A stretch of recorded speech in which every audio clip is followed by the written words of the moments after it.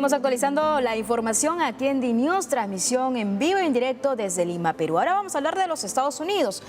Productiva, así es como ha calificado el encuentro entre el presidente de los Estados Unidos, Joe Biden, y el presidente de la Cámara de Representantes, el republicano Kevin McCarthy, para tratar de elevar el techo de la deuda durante más de una hora. Tuvieron una reunión en la que aún no hay acuerdo. El presidente de Estados Unidos, Joe Biden, se reunió el lunes con el líder republicano de la Cámara de Representantes, Kevin McCarthy, ante el riesgo de default si no se aumenta el techo de deuda. Los republicanos del Congreso se niegan a elevar el tope de la deuda pública y exigen una fuerte reducción del gasto público como condición para aumentar el endeudamiento. Pero Biden, que hace campaña para su reelección en 2024 con promesas de justicia social, se opone. El Senado está controlado por los demócratas y los republicanos son mayoría en la Cámara de Representantes. Creo que fue productivo y el profesionalismo, la honestidad con los demás y el deseo de tratar de encontrar puntos en común.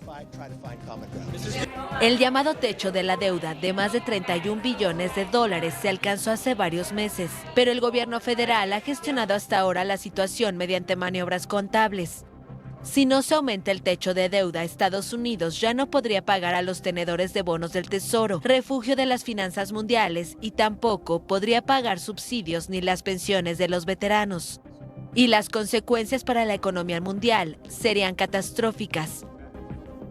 Todavía tenemos algunos desacuerdos, pero creo que podemos llegar a donde tenemos que ir. Ambos sabemos que tenemos una responsabilidad importante.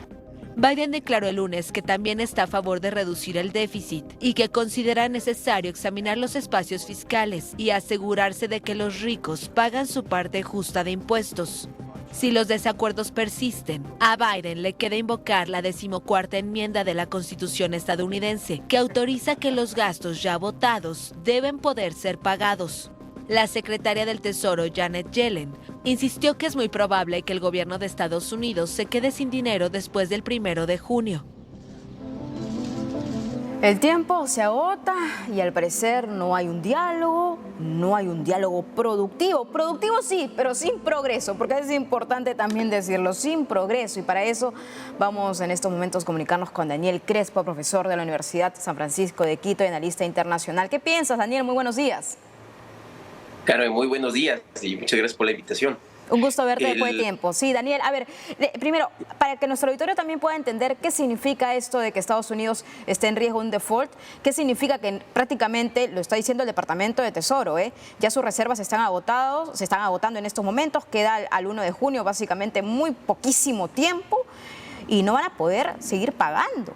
O sea, ¿en qué nivel está llegando Estados Unidos? Porque aquí hay un entrampamiento también del diálogo, de los acuerdos entre Joe Biden y también el presidente de la Cámara de Representantes. Bueno, eso significa, en los términos más sencillos posibles, que simplemente no hay con qué pagar y ya está. O sea, se va a llegar al siguiente mes y vas a tener que comenzar a escoger qué se paga y qué no se paga. Exacto.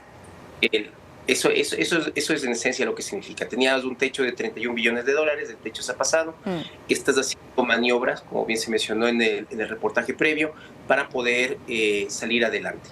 Si es que no, pero ya llegaste a un límite, ahora entonces estás en un contrarreloj para negociar justamente con la oposición republicana cómo no dejar de cumplir con todas las obligaciones que tiene el gobierno federal. Y esto evidentemente tiene dos aristas, ¿no? Una interna y una externa. En el aspecto externo, esto también lo podemos leer de forma muy breve también en una clave preelectoral. Sí. O sea, hay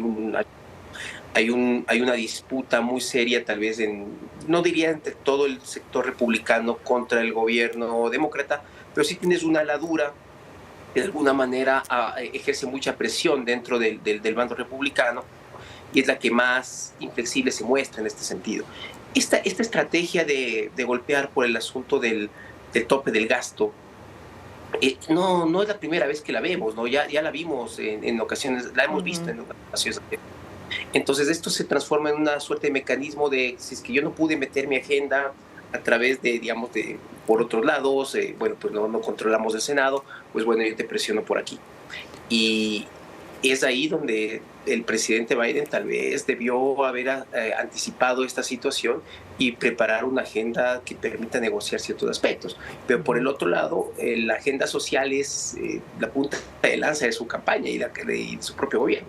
Claro, por supuesto, y sobre todo es, aquí tú bien lo has comentado, ¿no? En esta frase muy sencilla, vamos a tener que ver, o Estados Unidos va a tener que ver qué es lo que se paga o no se paga, pero también tiene esto una repercusión en cadena a nivel internacional. Estamos hablando de Estados Unidos, estamos hablando también pues de situaciones que todo el mundo dirá, sí, ¿y eso a mí cómo me toca?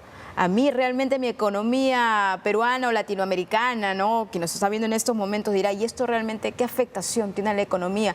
Estamos hablando de Estados Unidos, Daniel, y sobre todo lo que podría significar incluso, ¿no? Para las tasas de interés y todas las medidas y herramientas que luego eso puede significar, ¿no?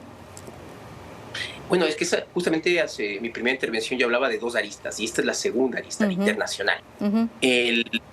Por un lado tienes obviamente el impacto económico, que es evidente, o sea, vas a tener un problema de quedarte impago con los tenedores de deuda. Esto va a afectar evidentemente lo que es el precio del dólar. Podría generar una suerte de pánico financiero que en la coyuntura actual, no nos olvidemos que incluye la guerra en Ucrania, claro, los compromisos de los Estados Unidos justamente frente a sus aliados, en función de la misma guerra, lo que se ha comprometido con Ucrania, pues todo, o sea, habría repercusiones a todo nivel.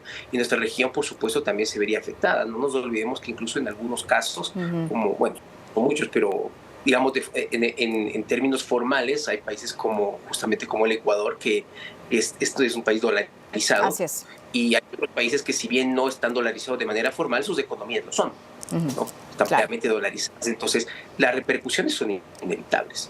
En un ambiente, ya hemos pasado pues una pospandemia con procesos inflacionarios que recién se están tratando de enderezar, en que el comercio internacional también pues es muy poquito el tiempo en que se ha empezado a normalizar, y esto sería realmente un mal indicador. Daniel, pero ¿tú realmente consideras que se ve un escenario así tan extremo, radical o terrible como otros analistas están advirtiendo? Es decir, que no se haya un acuerdo y que realmente pues Biden va a tener que tomar otras medidas, porque en definitiva estamos hablando de una de las economías, una de las principales economías del mundo, que ponen contra las cuerdas pues las otras economías, que en cadena vamos a tener una afectación casi inmediata. Entonces, ¿tú realmente también tu perspectiva va por ahí? ¿O crees que en medio de estas presiones y estas conversaciones se puede llegar a un acuerdo o un diálogo sostenible para poder un poco revertir la situación? Bueno, también, como se mencionó en el reportaje, tiene todavía una pequeña salida, que es la 14ª enmienda, ¿no? Sí. Pero yo creo que definitivamente, si es que el presidente Biden no quiere comprometer la posición de los Estados Unidos en la arena internacional, va a tener que ceder. O sea, va a tener que ceder. Va a tener que ceder. O sea, tendrá que negociar ciertas cosas, tendrá que revisar ciertos gastos, a pesar de que no hay interés, pero lo que se compromete es mucho más que simplemente esta división que se puede observar. Claro. Es muy llamativo que realmente en los últimos lustros ese espacio de consenso entre demócratas y republicanos cada vez se ha ido apartando más, ¿no?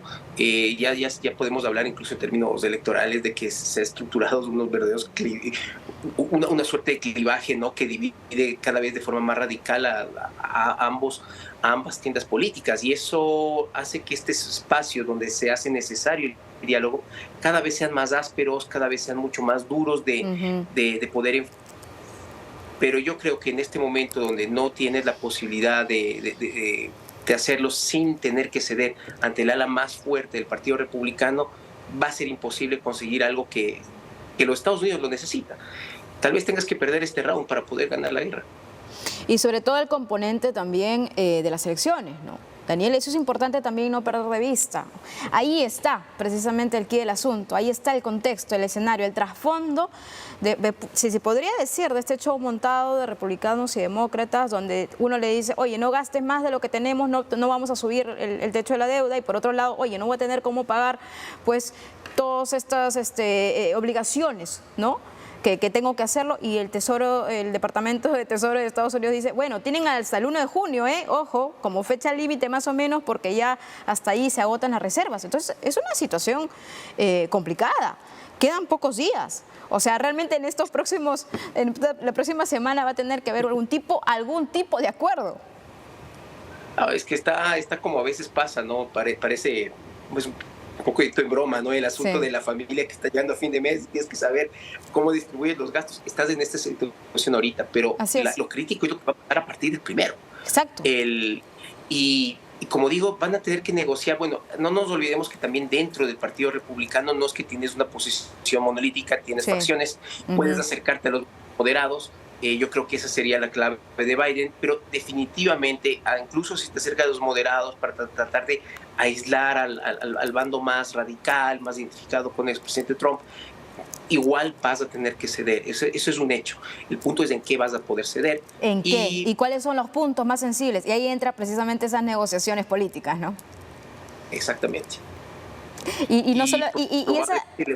Sí, Daniel, y esa conferencia que da también Kevin McCarthy a los medios de comunicación, donde básicamente dice, bueno, esto ha sido productivo, pero no significa que haya habido un progreso. Entonces, realmente me imagino que la interrogante es amplia, ¿no? Decir, bueno, entonces, ¿por dónde nos agarramos? ¿Cómo se va a solucionar este problema que tiene en vilo básicamente a los estadounidenses y también a toda la región y al mundo? En principio, porque si es productivo, ¿productivo en qué sentido? ¿Productiva en que hay un diálogo de por sí, que se puedan sentar en una mesa? ¿O productivo en que ya están colocando sobre esa misma mesa algunos puntos para ver si se negocian o no? Y si no hay progreso, entonces, ¿de qué estamos hablando? O sea, estamos 23 de mayo, 1 de junio, realmente, como tú bien dices, Daniel, ya a partir del 1 de junio ya la situación va a ser más que complicada. El representante McCarthy no dijo nada. O sea, fue una cuestión muy diplomática. Así es. Dijo algo sin decir nada. ¿Qué significa ser productivo? Sí, en efecto, bueno, fue productivo porque conversaron, pero no sabemos absolutamente nada más. Él tiene ahora una negociación también bastante dura, justamente con los miembros de su partido, y ver hasta qué ese punto se puede llegar. La pregunta también, yo diría, desde el lado republicano debería ser, oigan, ¿hasta qué punto nuestra disputa política interna y por extensión con los demócratas estamos dispuestos a llevarla a un nivel en que afectemos no solo a nuestra nación, sino a nuestra proyección internacional? Y yo creo que esa es la gran interrogante. Debería ser una línea más allá de cualquier política. Sí, totalmente de acuerdo, Daniel. Y con esa reflexión yo termino esta entrevista. Ha sido un placer verte después de tanto tiempo. Daniel Crespo, profesor de la Universidad de San Francisco de Quito y analista internacional. Gracias por tu espacio, gracias por estar aquí en DNews. Un placer como siempre. Hasta luego. Hasta luego, muy buenos días.